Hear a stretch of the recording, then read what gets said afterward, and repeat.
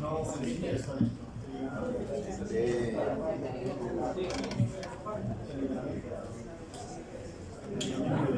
todos son falsos. Primero, por eso. Eso se trata de los exámenes. ¿Qué se va a enfocar?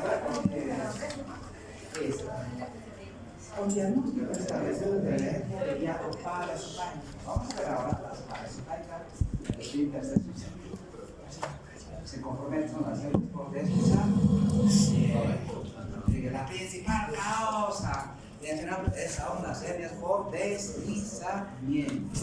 No es la Parkinson mágica. Ahora, de los componentes, muy bien, se esfínter es el principal componente, es exacto.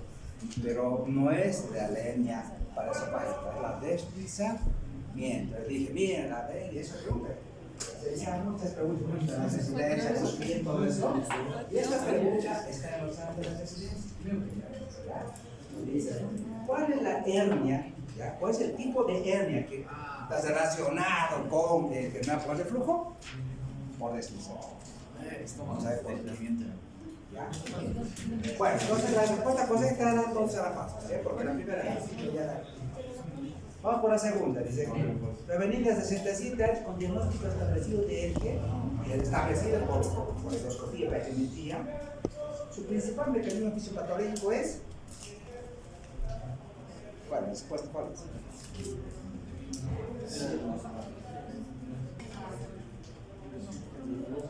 De las relajaciones transitorias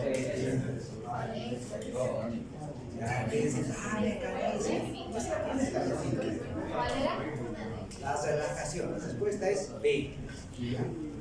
Vamos a 3. Paciente masculina de 40 años, fumador, una castilla por día, fiesta, pirosis, regurgitación, dolor torácico de un mes, de otro ni siquiera 3-4 meses, ¿no? No dice, sin pedir peso, no se quiere pedir peso. ¿Usted le indicaría qué? Endoscopía, creatina o prueba terapéutica. Prueba terapéutica. Entonces, ¿cuál es? Sí. Paciente femenina, 55 años, la 4, con diagnóstico establecido de eje sin respuesta a tratamiento con IVPs, cuya endoscopía, pH-metría, manometría son normales. Su diagnóstico probable es una pirosis funcional. La respuesta es C. Es más frecuente en las mujeres que no responden, es difícil, hacemos todo, no hay nada, no hay pecho, etc. Vamos a ver, paciente masculino, la 5, de 62 años, con síntomas típicos de que ¿cuál es el mejor método de diagnóstico que ustedes solicitarían para su diagnóstico? C. La C. pH más interacción. Es el mejor método de diagnóstico. Es el mejor estándar de diagnóstico. Vamos a la sexta. Endoscopía en pacientes con síntomas de EPI está indicado para descartar, por el caso, esofagitis desonifica, esófago de base, la respuesta es de todos. Porque todos se quieren biopsia. No puede ser biopsia. Todos se quieren biopsia. La respuesta es de todos son correctos. La 7, paciente de 42 años con síntomas típicos de EPI. Por epidemiología, la presentación más frecuente de una por ¿cuál es? La B, la no erosible. Se ve en la estadística, el porcentaje del 100%, el que más es el no erosible. El de erosible apenas 30% y el más es poquito. Por epidemiología, los no erosivos son los más frecuentes. La respuesta correcta es B. La octava, paciente de 60 años masculino con diagnóstico de ERGE. El estudio endoscópico alto nos permite determinar, dice la endoscopía, la integridad de la mucosa esofágica, sí. Evaluar complicaciones relacionadas a la alergia, sí. Evaluar la integridad de la base de flujo, sí. Después todos son correctos. Ya, las preguntas B. Vamos a la 9. Femenino de 45 años con síntomas típicos de alergia, a quien se realiza una pH-metría de 24 para determinar el flujo ácido. Una variable más importante para su diagnóstico, ¿cuál es? ¿El número de eventos, duración de síntomas o el tiempo de exposición? El tiempo de exposición. La respuesta correcta es C. El tiempo de exposición. Si el tiempo de exposición mayor al 100%, La última, paciente de 47 años con diagnóstico igual de erosivo, si presenta esofagitis B, C, D, y tiempo mayor al 6%, ¿eso podemos ver? ¿Cuál es la respuesta correcta? ¿Cuál es la correcta? Todas. Paciente que tiene ERG, erosivo, tiene esofagitis B y C, D, tiene esófago de bases y tiene tiempo de exposición mayor al 6%. Todos son correctos. La respuesta es D. La es normal. La es normal. Acá dice B, C y D.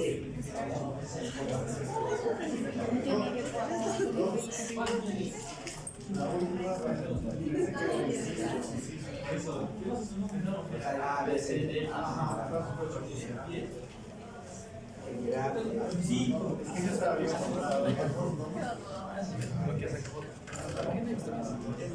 Bueno, entonces ya sabes sus notas. Te voy a publicar la próxima semana. La 10 será todo. No dice ahora. Sí, son A. Dice esofagitis B, C y D. No dice esofagitis A. Fuera esofagitis A, eso es normal. Sí. Bueno, chicos, comenzamos. Vamos a ver ahora de hiato.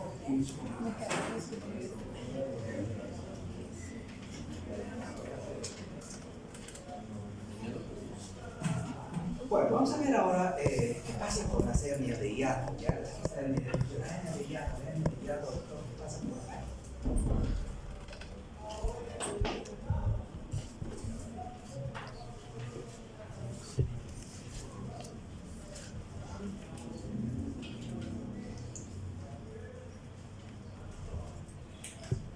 Ustedes ven la imagen, es típica, ¿no? ¿Qué pasa en esa imagen? Está íntegra la base de flujo. No. ¿Qué ha pasado? ¿Qué está pasando con el principal componente de la base de flujo? Porque el principal componente es el esfínter esofágico inferior. ¿Y qué es el esfínter esofágico inferior? ¿Qué es esto? ¿Cuál es el concepto de esfínter esofágico inferior? Es ese músculo liso, hemos dicho, 3 centímetros antes de subir el estómago.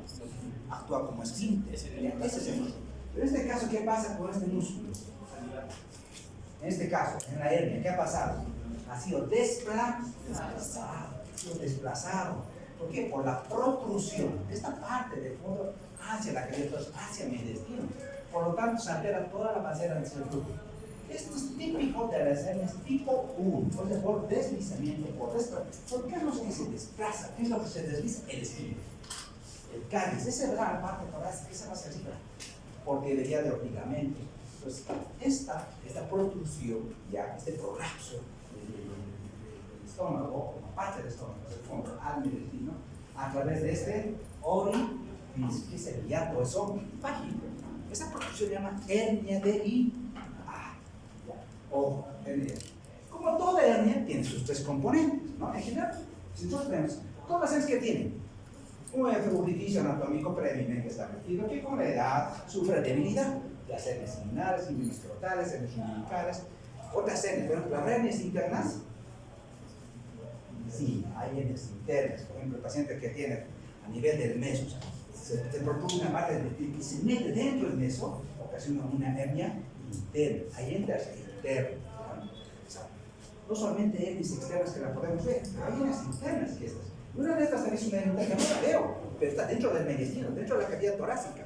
Entonces tenemos hernias internas en la cavidad abdominal, en la parte torácica es una de estas, y las externas que yo la puedo evidenciar, ¿no? La puedo palpar. ¿Y en quiénes es frecuente la práctica? En los ancianos. ¿Por qué? Porque esa pared sufre debilidad. Por lo tanto, una cosa que yo tengo que entender, que a todo paciente anciano que tiene con dolor abdominal, debemos de iniciar los servicios hernianos. De entrada, muchos errores se han cometido. ¿Qué pasa? Doctor, usted está en la emergencia, si está con dolor abdominal, doctor, distensión, no bota gases. Pero no encuentro nada, doctor. ¿Ya has revisado un poco más abajo? ¿Sabes? Acá estaba estrangulada. Entonces está acá, ¿no? Pero la hernia estaba acá. Ah, una hernia inguinal estrangular. Entonces, revise orificios herniales. Por eso que estas hernias en general, son frecuentes en pacientes que de la tercera edad, a partir de los 50, 60, a mayor edad, más hernias como complicación de patología abdominal tipo revisa.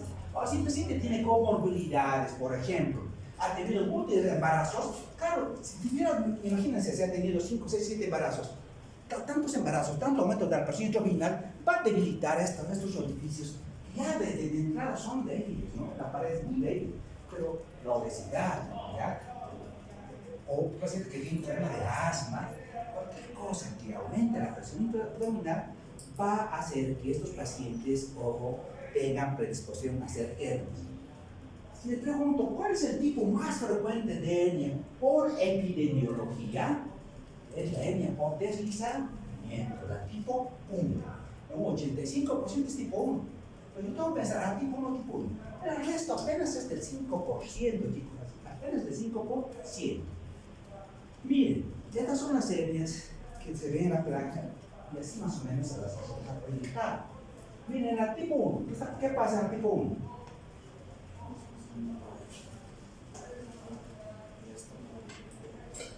Entonces, parte del estómago está protrudiendo hacia el cavidad torácica, hacia el intestino. ¿Pero qué se está desplazando? El estómago. Esa es la característica del tipo 1. Por eso está relacionado con que te altera toda la vasera. Que si te altera la vasera, te predispone a hacer flujo crónico y sus complicaciones, ¿no? Entonces, este es el más frecuente. ¿Qué pasa en el tipo 2? ¿Qué diferencia hay? El esfínter está en su sitio, no se desplaza, ¿ya?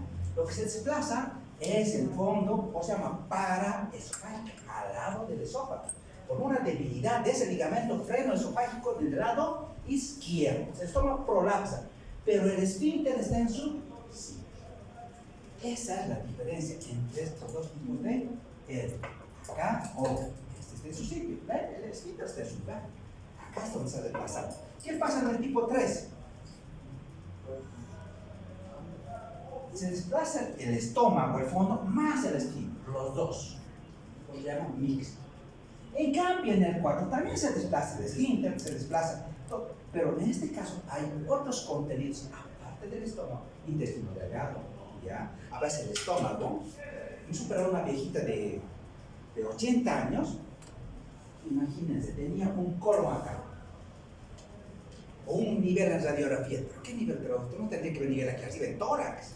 Un nivel. Dice, wow. Pero a veces cuando no les mostramos, ¿qué será? Chicos, hernia. Hernia, cuando hay algo que les llama la atención, una imagen o nivel, pero ojo, muchas veces se desplaza el diafragma, ¿no? Pero vamos a ver ese contenido. En esos casos el estómago se volvió. El paciente entró como un volvo, ¿no? Se volvió sobre su propio eje por una hernia de tipo 4, nada más con contenido de colon. Entonces, estos son los tipos de hernia: tipo 1, tipo 2, tipo 3, tipo 4. Entonces, el paciente, ¿con qué cuadro clínico va a venir? Bien, el paciente, depende, doctor, depende del tipo de hernia. Si es tipo 1, ¿con qué síntomas va a venir? Doctor, reflujo crónico, con síntomas de hernia. Va a tener, ¿no? Reflujo crónico y sus complicaciones. Pues todos los síntomas. Pero si son de hernias de tipo 3, 4, ¿cuáles son los síntomas? Ya cambian. Hay síntomas de escritorio, línea, dolor torácico. Y ya cambian los síntomas porque, ojo, hay compresión, hay compromiso, hay desplazamiento de muchos órganos hacia la cavidad torácica. Entonces los síntomas van a ir cambiando. Y a veces se dice que la tierra puede ser disfagia, dolor, pero es claro, un paciente con reflujo crónico, ya reflujo crónico. Miren, esto les va a llegar a la emergencia y lo primero que ustedes tienen que pedir es una radiografía. ¿Qué les parece? Lo primero que yo voy a ver, tengo que saber cuánto es normal. Lo primero, si cero normal, voy a hacer lo normal. Y cuando algo anormal me llama la atención, tengo que pensar, ahora sí me acuerdo. Ahora me acuerdo, vi una placa que se parecía, justo en el cuadrito. Miren, esto es lo normal, ¿no? Como el diafragma un poquito más descendido que el otro, el izquierdo un poco más bajo, no hay nivel acá, por ejemplo, ahí donde la cámara agacha ni siquiera hay cámara, ni siquiera hay niveles. Los diafragmas están conservados, no hay nada. Y esta es una placa con índice cardiovascular normal, malla cardíaca, cápsula normal, diafragmas normales. Pero ¿qué pasa en esta placa, en la de al lado? Miren. ¿Es normal observar ese nivel? ¿A ese nivel? O sea, una imagen a ese nivel. No, chicos. Ustedes ven esa placa, ya han hecho el diagnóstico. Ya han hecho el diagnóstico. Vean el tipo 1 por desplazamiento. Es una simple placa, ya les da el diagnóstico. Pues, ahora miren esta otra placa. Pero doctor, pero está bien claro, hay nivel. Normalmente les decía, por ejemplo, cuando yo veo un nivel acá, un nivel hidroaéreo, el problema es de vaciamiento. Hay obstrucción. Pues el estómago está dilatado por un cáncer de la por vino, por una posibilidad de poder. Pero ese nivel, miren, se va desplazando acá, mi destino al centro porque se desplazó. Y acá está al lado. Pues este nivel hidroaéreo es una N por deslizar para eso página, ¿no? Miren esta otra placa.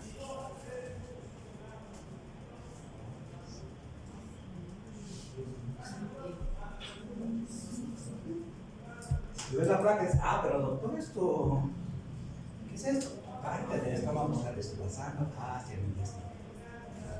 Casi importante cantidad, así que es poquito, esto es casi todo el fondo del cuerpo se está desplazando. Entonces eso es una hernia hidratada mixta. Pero cuando veo esta imagen, ¿qué les parece esta imagen? Intestino grueso. Si veo el intestino ahí, digo, esto es colon. Listo, ya han hecho el diagnóstico. Mire, una placa, por eso es importante en la emergencia. Y ustedes van a estar mañana pasada en la emergencia. Y lo primero que tienen que pedir en patología abdominal, tórax y abdomen. Tórax y abdomen. ¿Por qué? ¿Por qué lo están pidiendo? Porque tienen que buscar estas patologías. Y es frecuente, no es tan infrecuente, es frecuente, se ve especialmente en pacientes de la tercera edad. Hace 2 días llegó un paciente joven con una hernia que está traumática. Es un accidente, toda la parte del colon igual el intestino está bacán, pero fue traumático, no fue por energía. Yo dije, pero hoy entonces es una tomografía de eso, ¿no? Miren, si le hacemos un estudio contrastado, miren. ¿Qué es diferencia? ¿Cuál es la diferencia? No quiero saber la diferencia principal. Si de aquí me voy ahí, quiero saber por lo menos cosas prácticas. Entonces, ¿cómo puedo diferenciar 2 hernias que son frecuentes? Una la tipo 1, una la tipo 2. La tipo 1, lo más importante, ¿qué es lo que veo aquí, por ejemplo? Es el diafragma.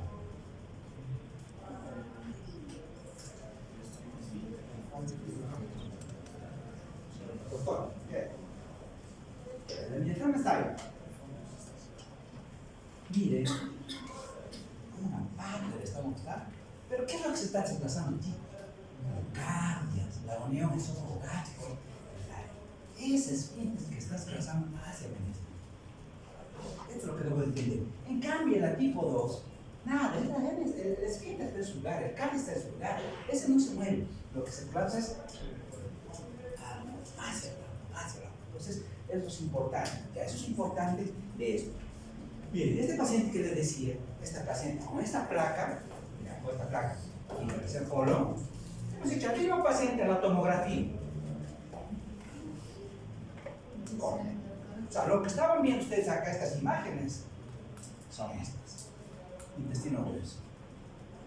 Esto es una hernia de tipo 4. Se complican, claro.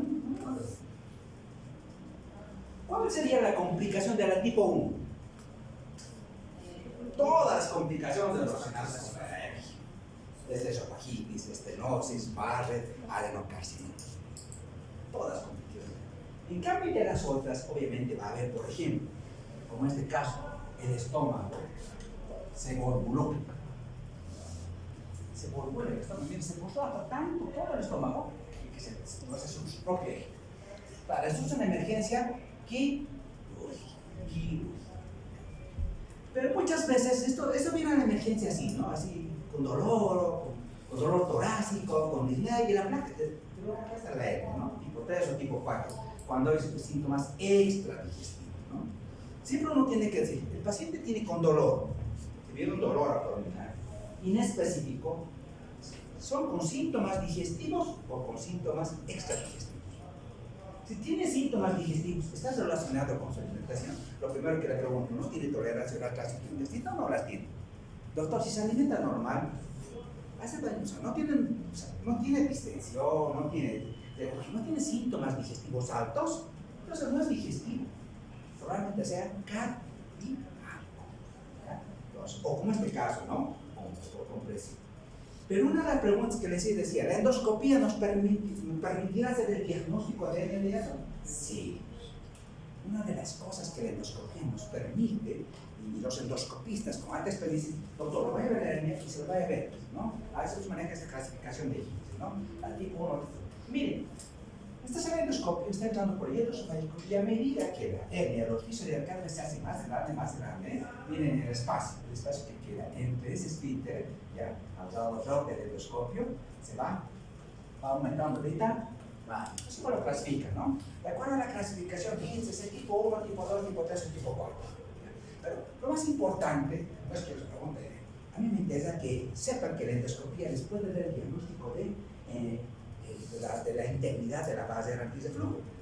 Miren, esta es la endoscopía que le hemos hecho a un paciente. Yo dice, entra en el esófago, entra en el estómago, perfecto. Se forma el cuerpo, está normal, el estómago que es conservado, ocupado por contenido claro. Cardias, dice, abierto en retrovisión. Entonces, entonces va a volver a ver el cardias y ahí van a ver que a nivel del hiato esofágico, ¿ya? Van a ver si hay espacios de grado 1, grado 2, grado 3. ¿Cuánto es importante? No solamente dice hernia hiata, no colocan hernia hiata. O sea, no lo consideran muy importante porque no te lo colocan grado 3, 4, 3, te voy a colocar hasta 4, ¿no? Porque dice hernia hiata tipo 1 o hernia hiata es suficiente. Bueno, en estos casos el tratamiento, hemos dicho, si la base de antiflujo está comprometida, el tratamiento sería corregir la base de antiflujo y el tratamiento es quirúrgico, la cirugía. El gol estándar del manejo de estas hernias es la complicatura laparoscópica de 360 grados. Esa es la indicada, ¿no? Ese es el gol estándar para el tratamiento quirúrgico en los casos de hernia. ¿Cuáles son los candidatos a un tratamiento quirúrgico? Si un paciente tiene una hernia severa, o ya tiene un esófago de base, o tiene un hernia refractario, tiene pH positiva, pero no se expone a los IVPs, bueno, hay que hacer un tratamiento quirúrgico, ¿no? Si la hernia es gigante, mayor a 5 centímetros, entonces las indicaciones, pero depende de qué, del síntoma. Si son sintomáticos o sintomáticos. Hay pacientes que tienen hernia y son asintomáticos. Nosotros nos guiamos en la clínica, y si hay síntomas, la opero, si no hay síntomas, no lo opero. Si te puede tener una hernia, pero no tiene complicaciones de la hernia, ya no tiene hernia y no tiene complicaciones, no lo opero. Hay pacientes que son sintomáticos y otros que son asintomáticos. A los sintomáticos con complicaciones o con varias secuelas a los dientes, voy a tener que someterse a un tratamiento quirúrgico. Ahora, sabiendo eso, vamos a ir a las complicaciones de la hernia. Que las complicaciones de la hernia va a ser una esofagitis, va a ser una estenosis, va a ser un cáncer. Y en la endoscopía ya vemos estas complicaciones, ¿no? Por eso es importante la endoscopía, porque la endoscopía te da cuáles son las complicaciones, te da si esa esofagitis es erosiva. Por ejemplo, la esofagitis erosiva puede ser leve o puede ser severa o con presencia de úlceras. Puede ser causa de hemorragia digestiva alta, una esofagitis erosiva. Sí, porque está comprometida una cosa erosiva. El paciente puede sangrar, ¿ya? Porque a veces ocasiona úlceras, un reflujo bien importante, una esofagitis erosiva. Vamos a ver la estenosis, porque el suplemento va a estenosarlo, vamos a ver el base y vamos a ver algo, ¿no? Entonces, como su nombre dice, es una esofagitis erosiva. ¿Qué es esofagitis? Inflamación. Es una inflamación del esófago. La inflamación del esófago puede ser por múltiples causas. En este caso, es por el reflujo, ¿no? ¿Y qué parte del reflujo lo está dañando a la mucosa? Si es ácido, ¿qué lo daña más? ¿El ácido o la pepsina? El ácido. La clave es el ácido. Entonces, por eso es importante que en estos pacientes lo que ustedes hacemos es suprimir el ácido, suprimir la producción del ácido, porque al suprimir la producción del ácido, ¿qué hace? la inactiva, pues listo, ya la matamos. Entonces, la clave, ¿no? Es primero, luego con la gallina. Entonces hay que ver eso, ¿no? Primero la suprime el ácido, chicos. Bueno, la clave es la supresión de ácido. Porque al suprimir el ácido, yo voy a permitir que esto se repitilice. Cada 5 días se va a repitalizar. Siempre y cuando también trate los factores de riesgo, ¿no? Alcohol, tabaco, los factores de riesgo.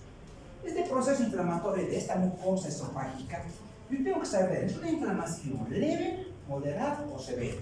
¿Ya? Endoscópicamente no lo van a indicar, pero obviamente depende del agente causal, en este caso del ácido, de la gravedad del proceso inflamatorio y del tiempo, ¿no? Puede acabar en úlceras, chicos. Hay varias causas de esofagitis. Una sola clase sería para hablar todo sobre esofagitis, pero no nos da tiempo. Entonces, tampoco medita profundizar mucho, porque no son casos, ¿no? Pero el 90% de las esofagitis están relacionadas con el ácido. El 90%. Y hay un 10% que puede ser infecciosa, ¿ya? Por químicos, por álcalis, por ácidos. Puede ser por quimioterapia, los que hacen quimioterapia pueden ocasionar ¿ya? Esofagitis o una esofagitis eosinofílica, que cada vez es más frecuente. Los jóvenes con atópicos es frecuente. Pero el 90%, miren, todos los pacientes, a veces los pacientes hacemos una endoscopia y vemos en la orofaringe esas placas blanquecinas, ¿no? Un paciente inmunodeprimido que ha bajado de peso, con diarrea crónica, ¿qué es el diagnóstico? Paciente enflaquecido con pérdida de peso, con moniliasis esofágica, ¿diagnóstico? Es importante, un paciente inmunodeprimido, ¿no? Entonces vemos en las placas. O en pacientes inmunodeprimidos a veces empieza a ver, ¿no? Las infecciones también oportunistas, el virus simple o el síndrome oportunista. ¿No? Estas son infecciones oportunistas, que son oportunistas, ¿no? A veces si quieren tratamiento, a veces solamente es mejorar la inmunidad, ¿no? Pero nos dice, oye, inmunodepresión, cuidado, cándida, la cándida es más frecuente, el 80%. ¿Hay específicos? Sí, pero esto es más frecuente dentro de las infecciones. Pero que raras veces la ven, ¿no? A no ser que el paciente tenga ya la infección por dentro. Pero ¿qué es lo que me interesa a mí en el caso de la esofagitis relacionada con el ácido? El grado de esofagitis. ¿Ya? Por ejemplo, ellos te van diciendo, doctor, tiene un grado A, tiene un grado B, tiene un grado C, tiene un grado D, ¿no? Desde leve, moderado, severo. A. Cuando estas lesiones en la mucosa esofágica, la mucosa, son menores a 5 milímetros, es pequeñita, es esofagitis A. ¿Por qué es importante esto? Por el tiempo de supresión de ácido. Si es esofagitis leve, usted le puede dar un tratamiento, inclusive a demanda, o hacer un tratamiento muy expreso por 4 semanas. Pero si la esofagitis es reciente, tiene que ser supresión por unas 4 semanas. ¿Ya? Obviamente, para permitir cicatrización de la mucosa, pero no es lo mismo porque el proceso inflamatorio ya es severo. Acá, por ejemplo, la B, dice la mucosa, hay lesiones en la mucosa, pero que son en longitud son mayores a 5 milímetros. Dicen, es una esofagitis grado B. Acá ven, por ejemplo, si este proceso inflamatorio compromete menos del 75% de la circunferencia, es C. Si compromete más del 75% de la circunferencia, es D. Entonces, esofagitis grado B, sí. Entonces, y clínicamente, ¿cómo podríamos orientarnos? ¿Cuál es el sitio principal de la esofagitis? ¿La disfagia o la rinofagia? La esofagitis. Si hay esofagitis, si hay inflamación, ¿cuál sería el síntoma? Odinofagia. Porque no hay disfagia, es solución, ¿no? Odio es dolor durante la porque esa mucosa está inflamada, erosionada. Entonces, cuando tú tienes dolor, el paciente se fije del dolor, yo digo, es odinofagia. Pero, si el paciente, miren, ¿cómo los síntomas te llevan al diagnóstico? Doctor, tengo dolor. Aparte de tener dolor durante la deglución, ¿no? Tengo ardor acá, ¿no? Tengo regurgitación, ¿qué está haciendo? Tiene alergia. Pero, doctor, ¿puedo hacer pasar los alimentos? Disfagia. Tiene estenosis. Ha perdido peso. Cáncer. Miren cómo los síntomas se van orientando en los diagnósticos. Cada diagnóstico se relaciona con un síntoma, se apropia de un síntoma. Entonces yo tengo que saber, no solamente memorizarme los síntomas, no me sirve de nada memorizarme los síntomas. El paciente tiene no me sirve de nada. Cuando que traduce inflamación, ¿ya? Eso es importante. ¿Ya? La disfagia de obstrucción. Entonces los síntomas son importantes, ¿ya? Porque le están diciendo algo. Yo tengo que interpretar los síntomas, conocer el concepto e interpretarlos. Como el problema de la inflamación está asociado por ácido, porque es una eritrocolitis muchas veces erosiva, con complicaciones, ¿qué voy a hacer?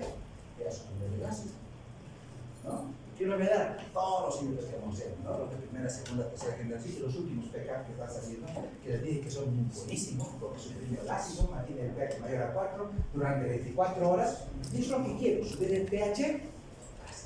Normalmente el pH, ¿cuánto es? 2.0. Tengo que saber. Si el pH es 2.0, ahora si voy a suprimir el pH, lo voy a hacer, ¿qué voy a hacer en el estómago? Voy a hacer que ese pH se haga alcalino. Y voy a disminuir la producción, porque estoy suprimiendo la producción ácida. Voy a suprimir a nivel de la bomba de protones que no produzcan ácido fluorhídrico, y no se activa la hidracina. Pero al hacer que no se produzca, el pH se alcaliniza. Y si yo logro llegar el pH arriba de 4, mayor a 24 horas, voy a permitir mayor cicatrización. ¿Qué medicamento, qué IVP me permite suprimir el pH mayor a 4 durante 24 horas? Vamos. Los PCAPs. Los PCAPs. Yo tengo que saber qué medicamento, ¿cuál es el mejor? Los Arador, no, muy poquito, doctor. ¿Cuáles son los IVPs? Ya, un poquito, 10 a 12 horas. Pero los PCAPs, 24 horas. Miren, si yo logro suprimir, claro, por eso es el mejor, porque suprime mayor tiempo el pH. Y ese pH alcalino, los tejidos cicatrizan, se revitalizan. Entonces es importante saber qué IVP es el mejor.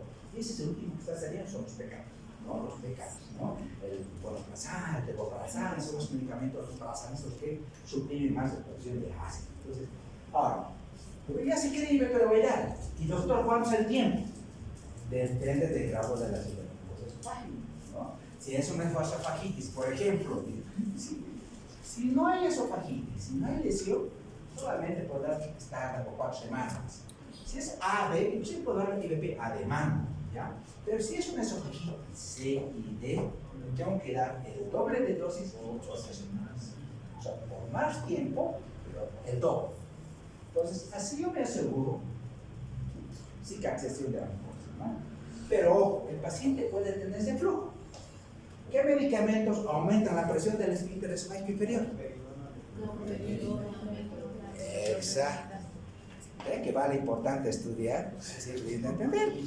Porque si no, se llaman procinéticos. Todos los procinéticos, ceprida, domperidona, metoclopramida, mosaprida. ¿Por qué hacen? Aumentan la presión del esfínter esofágico inferior, evitan ese flujo, permiten el vaciamiento gástrico y el vaciamiento intestinal.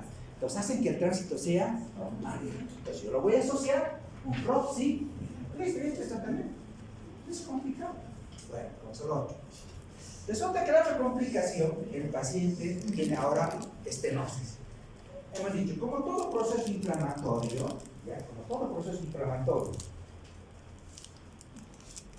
todo es de flujo crónico, o sea, ocasiona un proceso inflamatorio crónico. Todo proceso inflamatorio crónico ocasiona fibrosis.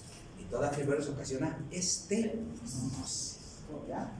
Se ha visto, ha hecho muchos estudios, no se sabe si la estenosis, la péptica, es directamente por el ácido que ocasiona ese proceso inflamatorio, o son los mediadores inflamatorios que se liberan cuando hay esta inflamación. No se olviden, cuando hay inflamación se liberan mediadores inflamatorios, interleucina 2, interleucina 8. Esos mediadores inflamatorios van a ocasionar el proceso inflamatorio crónico. Ese proceso inflamatorio ocasiona fibrosis, eso va a estenosis, y eso va a fibrosis y estenosis.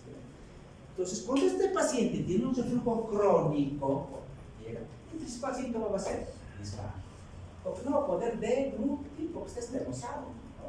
Ahora, si el paciente tiene disfagia, obviamente va a perder peso, ¿sí o no? Claro, porque no va a pasar los alimentos. ¿No? Y el mismo paciente siente que se atraganta. Come, doctor, Se queda el alimento acá. No puedo hacer pasar, doctor.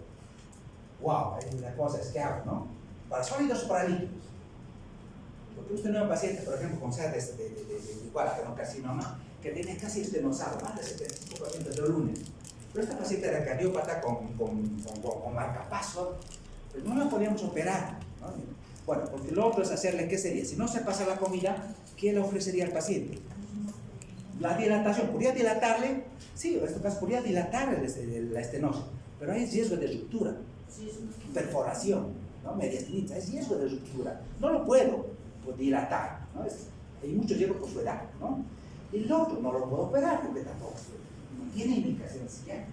Entonces, me envío a la clínica, ¿no? Digo, porque el otro, si no pasa, porque cada vez pasa menos y el paciente está muy comprometida, muy enflaquecida, le tendría que ser una gastrostomía de alimentación. Si no pasa acá, le tengo que alimentar, entonces le hago una gastrostomía de alimentación. Y el paciente puede ir. Muchas veces le colocamos prótesis, ¿no? Para un poquito de permanizar. Pero a ese paciente que hicimos, un doctor que hago gastrostomía, no tengo plata, que no sé qué, ¿quién va a cuidar la gastrostomía? Vamos a hacer lo siguiente. Disfagia para sólidos, disfagia para líquidos. Para sólidos, nada, doctor, hasta se atragan. Vino 3 veces a la emergencia. Bueno, se atragan todo. Para líquidos, logra hacer pasar, doctor. Hágase pasar las sopas. Pues aprovechemos eso. Claro, por la edad, tampoco las enfermedades avanzan mucho. ¿Sí? Así como se revitalizan muy lentamente, los cánceres también avanzan muy lentamente. Pues vamos a aprovechar la disfagia para líquidos. Hace pasar líquidos, vamos con las sopas, ¿no? Entonces, pero dale continuo.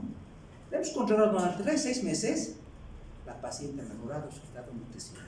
Solo con dieta líquida. Nada de sólidos, ¿no? Los sólidos, porque no los puede. Pues, se atragantan, pues con líquido. Pero se puede manejar también, depende de cada paciente, de cada contexto. Es muy difícil, no todos son iguales, ¿no? Hay pacientes que tienen miedo a comer, citofobia, no quieren comer, ¿no? Porque se atragantan, porque recuerdan, porque lo quitan. En este caso, si hay estenosis, se cierra, hasta el reflujo es ácido o no ácido. No. Eso, no ácido, porque no pasa nada con ácido porque está cerrado.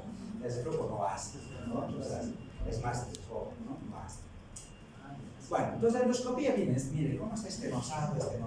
Y empezamos a dilatar. ¿Cuál es el mejor tratamiento? Bueno, ¿qué hacen los endoscopistas? Dilatación endoscópica. Ellos utilizan estas cirugías para dilatar, se llama la cirugía de Sabromía, o dilatación con balón. Se hace sesiones cada 4 semanas, el paciente viene, se dilata. Depende de cada paciente, ¿no?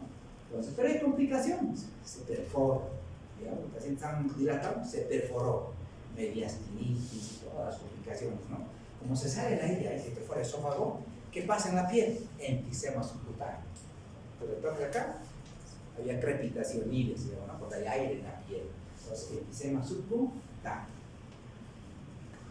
Vamos a la otra complicación, el esófago de base.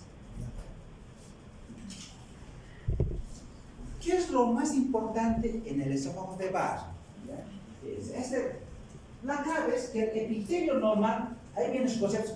¿Cuál es el epitelio normal del esófago?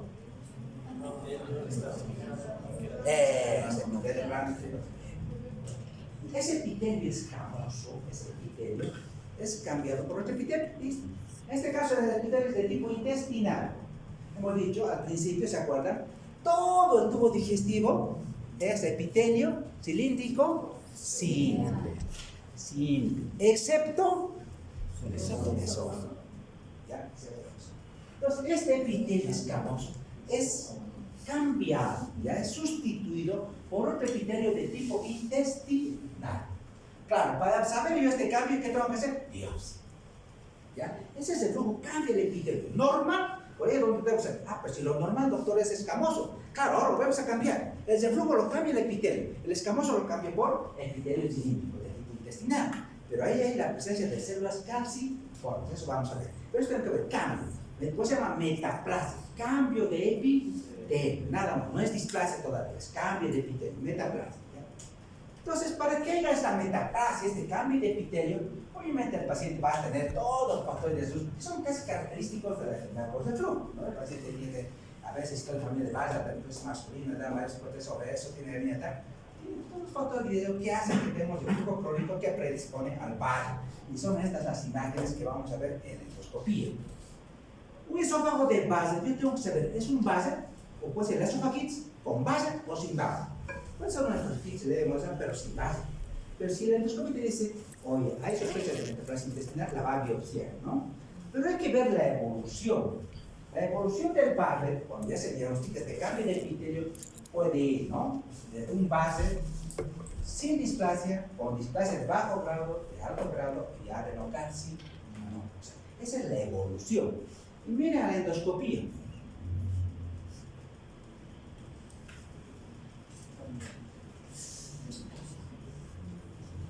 Cuando la endoscopista ve esta mucosa, ¿no? Esta mucosa característica, ¿no? Dice de color salmón, aterciopelado, como quemado por el ácido, ¿no? Con islotes, con encuentras. Ese ya es básico, ¿no? Eritematoso, con vasos mucosos. Acá ellos dicen, ¿es un base de segmento largo o segmento corto? El segmento corto es menor a 3 centímetros. Si el segmento largo, mayor a 3 centímetros. ¿Cuál es más maligno? ¿Cuál tiene peor pronóstico? ¿Cuál tiene mejor pronóstico? ¿El de segmento corto o el segmento largo? El segmento largo tiene más pronóstico. Mientras más largo sea el compromiso, ¿vale? Entonces hay más riesgo de metaplasia, ¿no? Entonces, el segmento corto tiene mejor pronóstico. El segmento largo, mayor a 3 centímetros, tiene más pronóstico, más riesgo de adenocarcinoma, ¿no? Pero cada vez más los estudios endoscópicos, los equipos endoscópicos han mejorado, chicos, ¿no? Hay con luz blanca, con energía, con cromoendoscopía, utilizan pinturas especiales por razón de metileno, ácido acético, para delimitar un poquito más la mucosa, ¿no? Le dice, yo quiero ver, doctor, cuando es esta mucosa, ¿no? Quiero ver este patrón vascular de los vasos de este padre, si es irregular. Entonces, con la cromoendoscopía, en la endoscopía, puedo llegar a ver si hay ya displasia en el endoscopio. Pero el diagnóstico fundamental es la biopsia. No puedo hacer diagnóstico de bases o el mejor método de diagnóstico para hacer diagnóstico es la endoscopia normal. Bien, estos son los normales, esto no es normal, pero como este flujo crónico está haciendo que se cambie el epitelio por un epitelio de tipo intestinal, con presencia de células calciformes. Lo típico es en la endoscopia la presencia de esto, ¿no? Estas células calciformes, utilizando los patólogos, estas funciones especiales de nitrosilina y dextrina, van a poder identificar ese cambio de epitelio. ¿Ya? Dicen, es un epitelio de tipo intestinal y tiene células calciformes, no es más. ¿Verdad? Hasta acá ya sé que es válido, ¿no? Pero yo tengo que saber algo más allá. ¿Tiene displasia o no tiene displasia? Pero acá, ojo, ¿no? Para hacer diagnóstico, y principalmente para ver si este paciente tiene displasia, base sin displasia o displasia de alto grado, bajo, alto o adenocarcinoma, se requiere de qué? Que la lectura de esta biopsia sea realizada por dos patólogos y que tiene que haber concordancia entre los dos patólogos. ¿Ya? Hay mucha discordancia, han hecho muchos estudios, dicen, no, ha hecho, el 85% dice A, el otro dice B, el otro dice displasia, el otro dice con displasia. No, tiene que ser lectura por dos patólogos, y si los dos patólogos existe concordancia, entonces dice, en este caso sí es. ¿Qué pasó? ¿Se causó la...?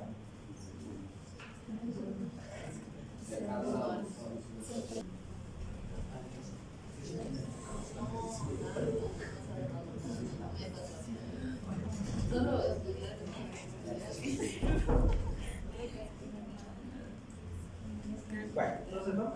Y ahora sí. Vamos a esta última, ¿no? Entonces, el paciente puede tener una displasia hasta un adenocarcinoma, es un cáncer de esófago. Si el paciente tiene cáncer de esófago, yo tengo que ver principalmente, ya está hablando de cáncer. Si es cáncer y general cáncer, tengo que tener una cosa básica, ¿no? ¿Qué es cáncer? Son células malignas que tienen los psicotropos. Pero esas células malignas pueden ser de primaria de anemia, cual sea el origen del cáncer, o sea el estirpe, siempre tienden a invadir otros tejidos, siempre tienden a diseminar, siempre tienden a hacer siembra. Entonces tengo que saber la pregunta, el cáncer, en este caso el cáncer de esófago, ¿ya? ¿Está ubicado, está solamente en el esófago, o ya que designación hematógena o linfática, ¿no? Por eso tenía que ver del sistema linfático, por eso siempre hay con compromiso ganglionar, los ganglios, o sin compromiso ganglionar. Pero el propio hematógeno hace siempre, ¿ya? Así que tengo que ver que una célula meligina se está desplazando, está haciendo siempre, ¿ya? Y hemos dicho, por anatomía, por ejemplo, ¿por qué el cáncer de esófago tiene mayor riesgo de morir? ¿Por qué se lo diagnostica en estadios tardíos? Porque a diferencia del resto del tubo digestivo, estos tienen dos cosas que no tienen, o sea, no tienen dos cosas que el resto no tiene. Por ejemplo, hay una cosa que no tiene, hemos dicho, el esófago tiene seroso, tiene adventicia. Adventicia, no tiene seroso. Tiene doble sistema linfático, rápidas en metástasis. El sistema linfático es doble, ¿ya? Y no tiene adventicia. Entonces, por eso se lo diagnostica en estadios muy avanzados. Este cáncer de esófago, se dice que ojo, es la sexta causa de muerte por cáncer de pulmón. Pero ¿cuál es el primero en nuestro medio? ¿Cuál es la principal causa de cáncer en nuestro medio? ¿Qué? Es la principal causa. Y veo todos los días casa, ¿no? De una consulta. Doctor, ¿usted tiene cáncer de colon? Sí, bueno, tiene dolor abdominal, pero hay una cosa que empieza a decirnos que a veces viene con una PPS, ¿no? Pero hay un dato que les decía en la pregunta, es que siempre hay que preguntarles. Tolerancia oral y tránsito intestinal. Si me dice, doctor, no puedo evacuar mis necesidades, ahí viene un datito. ¿Estreñimiento reciente o estreñimiento crónico? Si el paciente de repente dice, no puedo evacuar mis necesidades, eso se llama estreñimiento reciente. Tiene cáncer. O otro paciente tiene estreñimiento crónico, que es de TH gástrico, que de niño, que siempre tiene, que esté con las sangres. Este tiene estreñimiento crónico que probablemente se ha agudizado, se ha hecho ahora, se ha empatado. Pero este paciente no lo tenía y de repente tiene estreñimiento. Hace tanto cáncer. Entonces, los cánceres colorectales son muy frecuentes. Los cánceres gástricos sí también. Los de estómago. Acá es. Todos los pacientes que vienen del área rural, ¿ya? Del área rural, cualquier problema péptico que quieran, dolor, epigacia, distensión abdominal, mándenlo a endoscopía. Inclusive a los 30 años, mándenlo a endoscopía. ¿Ya? Todos los pacientes que me están llegando al hospital, ya con cáncer, así como hemos visto ya con fusión, ya está desavanzado, ¿verdad? Son del área. Me da pena porque, claro, muchas señoras se dejan, no vienen, se aguantan, ya cuando está avanzado recién vienen, pero no podemos hacer nada, ¿no? Pero como nosotros, ustedes van a comenzar muchas veces el trabajo allá, en la área ciudad, en la provincia, identifiquen los pacientes acá, todos los días de cáncer. En el hospital, cáncer, creo que tenemos 5 cánceres que están operando, cáncer acá, es muy frecuente, ¿ya? Te dije de vesícula en Cochabamba también, los cánceres, pero el cáncer son de la sexta causa. Hay dos tipos de cáncer de acuerdo que son los más frecuentes, ¿ya? Pues cáncer celular y el adenocarcinoma. Dos tipos. La pregunta, ¿cuál de estos cánceres está relacionado con ERG? El adenocarcinoma. Este está relacionado con el enfermedad por el flujo.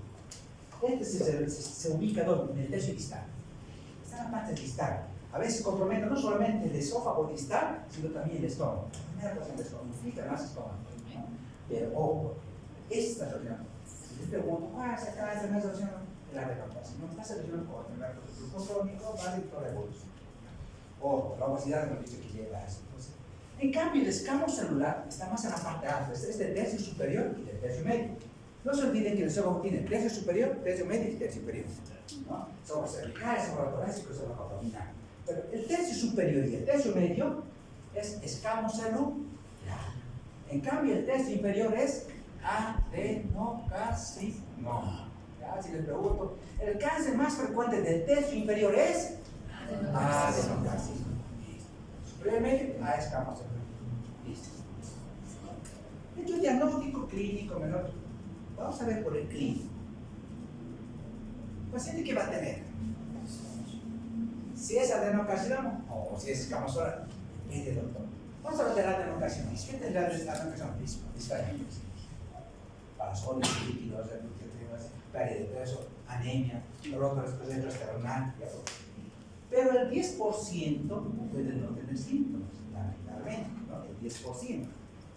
Ahora, si mi paciente tiene alta sospecha de cáncer, esto se llama también, tiene síndrome de constitución, nada. El síndrome constitucional, ¿qué tiene?